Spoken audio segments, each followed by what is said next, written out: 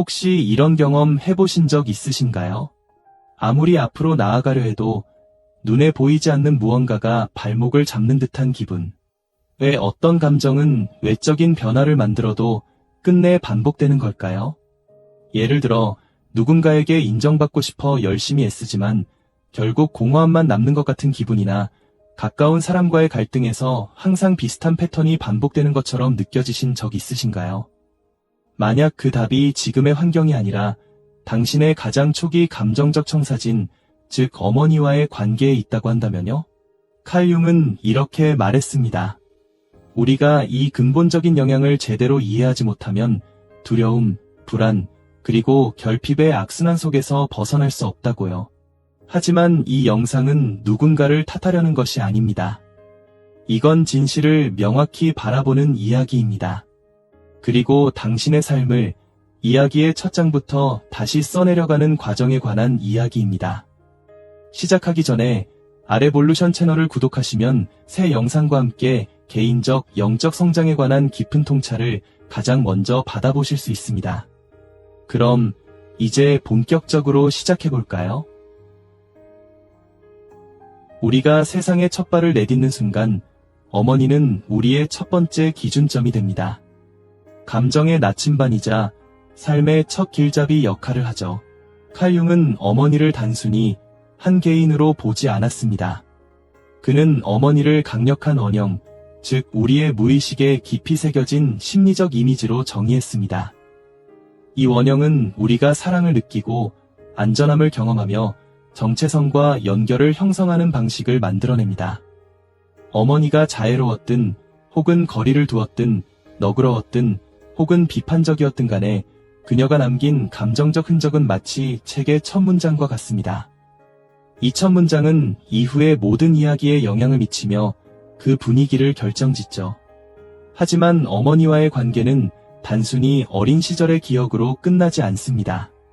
그것은 우리가 어른이 된 후의 인간관계, 자기 가치관, 그리고 스스로를 대하는 방식까지 조용히 영향을 미칩니다. 그리고 가장 놀라운 점은 이런 많은 영향을 대부분 우리가 의식하지 못한 채 지니고 살아간다는 것입니다. 이제 우리는 어머니와의 관계에서 생겨난 이 감정적 청사진이 얼마나 섬세하면서도 강력하게 당신의 삶에 스며들어 있는지 하나하나 살펴보려 합니다.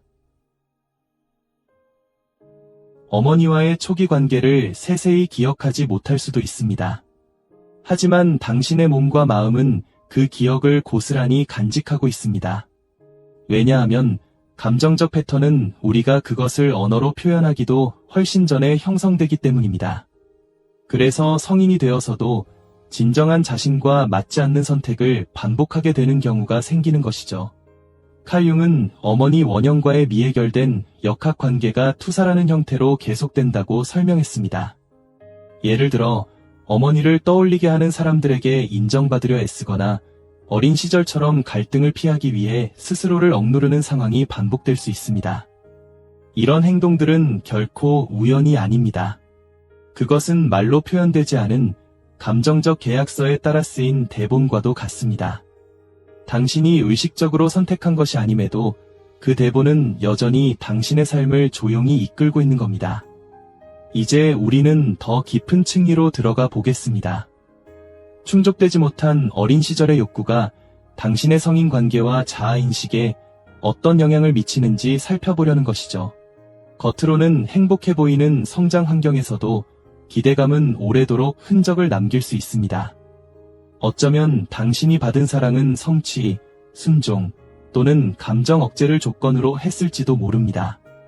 혹은 애정이 부담감과 함께 주어졌거나 침묵이 정직보다 더 큰 보상을 받았을 수도 있죠. 이런 상황에서 아이들은 사랑받기 위해 노력, 희생, 혹은 완벽함이 필요하다고 배우게 됩니다. 그리고 이런 믿음은 나이가 들었다고 해서 저절로 사라지지 않습니다. 오히려 평생 동안 인정, 성공, 혹은 타인의 수용을 끊임없이 추구하게 만듭니다. 하지만 아무리 많은 것을 성취해도 그 공허함은 채워지지 않습니다. 왜냐하면 그 빈 공간은 외부에서 채울 수 있는 문제가 아니기 때문입니다. 더 많은 행동을 하는 것이 아니라 그 공허함의 뿌리를 이해하는 것이 중요합니다. 여기까지 함께 해주셔서 감사합니다. 이 메시지가 당신에게 조금이라도 도움이 되었길 진심으로 바랍니다. 만약 이 내용이 마음에 와닿으셨다면 이 메시지가 필요한 사람들과 공유해주세요. 또한 저희 아레볼루션 채널에서 계속해서 깊이 있는 콘텐츠를 제작할 수 있도록 돕고 싶으시다면 영상 아래에 있는 감사 버튼을 눌러 후원해 주실 수 있습니다. 여러분의 따뜻한 지원은 저희에게 정말 큰 힘이 됩니다. 그럼 이제 이어서 더 깊은 이야기를 나눠볼까요? 그렇다면 과거의 감정적 잔재로부터 벗어나기 위해 우리는 무엇을 해야 할까요? 칼 융은 이 과정을 개별화라고 불렀습니다. 이는 온전한 나 자신이 되어가는 여정입니다.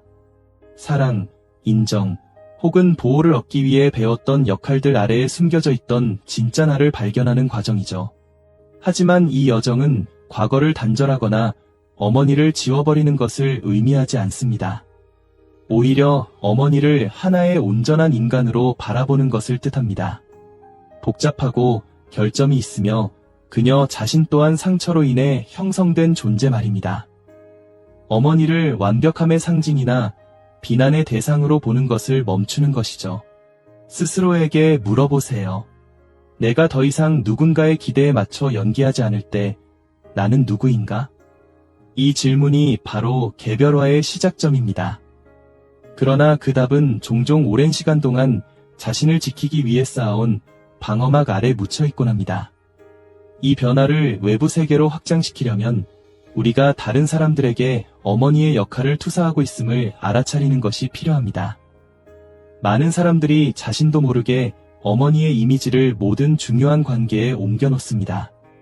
예를 들어 파트너는 당신을 안전하게 해줘야 하는 존재로, 상사는 당신이 갈망하는 인정을 해줘야 하는 존재로 여겨지는 겁니다. 그러나 이런 기대는 현재의 진실이 아니라 과거의 메아리에 불과합니다. 우리가 투사를 할 때 치유에 대한 책임을 타인에게 넘기게 됩니다. 하지만 변화는 이 책임을 다시 스스로에게 되찾아오는 순간부터 시작됩니다. 더 이상 타인에게 어머니의 역할을 기대하는 대신 우리는 스스로를 어루만지는 방법을 배워야 합니다. 내면의 목소리에 귀를 기울이고 한때 갈망했던 공감, 구조, 그리고 안전함을 스스로에게 제공하는 법을 배우는 것입니다. 이러한 인식이 생겨날 때 우리는 비로소 자신의 삶의 저자로 다시 서게 됩니다. 통찰만으로는 충분하지 않습니다. 치유는 행동으로 이루어집니다. 그것은 우리가 매일 의식적으로 내리는 작은 선택들 속에서 일어납니다.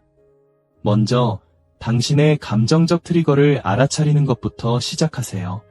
만약 감정적으로 압도되는 순간이 온다면 스스로에게 물어보세요. 이 감정이 지금 이 순간에 관한 것일까? 아니면 오래된 무언가가 다시 흔들리고 있는 걸까? 그 답을 기록해보세요. 아니면 소리내어 말해보세요. 그렇게 감정과 기억을 빛으로 끌어내는 것입니다. 또한 솔직한 고독의 시간을 마련하세요. 내면의 비판자가 당신에게 말을 걸 때 그 목소리가 정말 나 자신에게서 나온 것인지 아니면 물려받은 것인지 스스로에게 의문을 던져보세요. 이렇게 반복적인 패턴들을 의식의 영역으로 가져올 때 비로소 우리는 다르게 선택할 수 있는 자유를 얻게 됩니다. 이 과정은 새로운 사람이 되는 것이 아닙니다. 오히려 적응의 층 아래에 숨겨져 있던 늘 그 자리에 있었던 진짜 나와 다시 연결되는 여정입니다.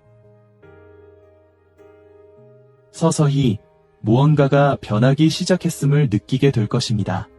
더 이상 인정받기 위해 애쓰지 않고 더 이상 연기하지 않게 됩니다. 대신 더 깊은 자기 존중감이 자리 잡기 시작합니다.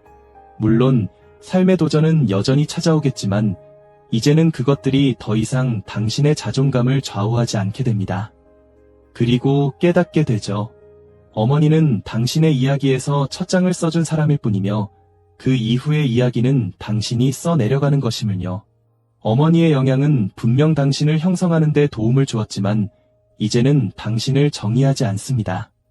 당신이 어머니를 하나의 상징이 아닌 한 인간으로 바라보기 시작할 때 비난은 연민으로, 혼란은 이해로 바뀌게 됩니다. 어머니는 더 이상 그림자가 아닙니다. 당신은 어머니의 교훈을 간직하되 그녀의 무게는 내려놓게 됩니다. 어머니 상처에 의식적인 주의를 기울일 때 당신은 단순히 자신을 치유하는 데서 그치지 않습니다.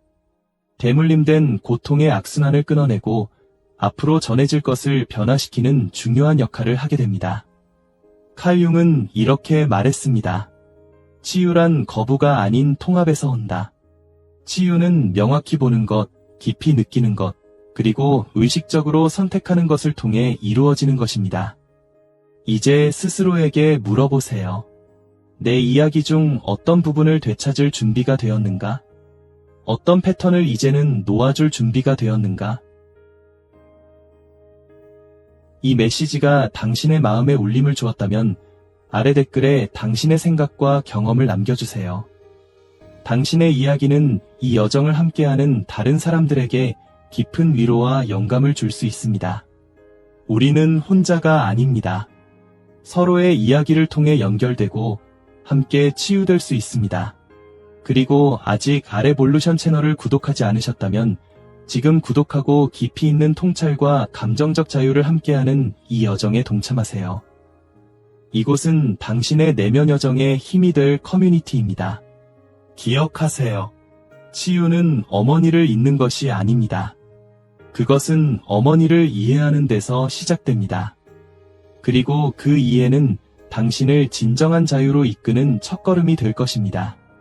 오늘도 당신은 한 걸음 더 나아갔습니다. 스스로를 치유하고 새로운 삶을 써내려가는 길 위에 서 있음을 잊지 마세요. 그럼 다음 시간까지 부드럽게 걸으며 깨어있기를 바랍니다. 오늘도 영상을 끝까지 시청해주셔서 감사합니다. 저는 알씨였습니다. 다음 영상에서 다시 만나요.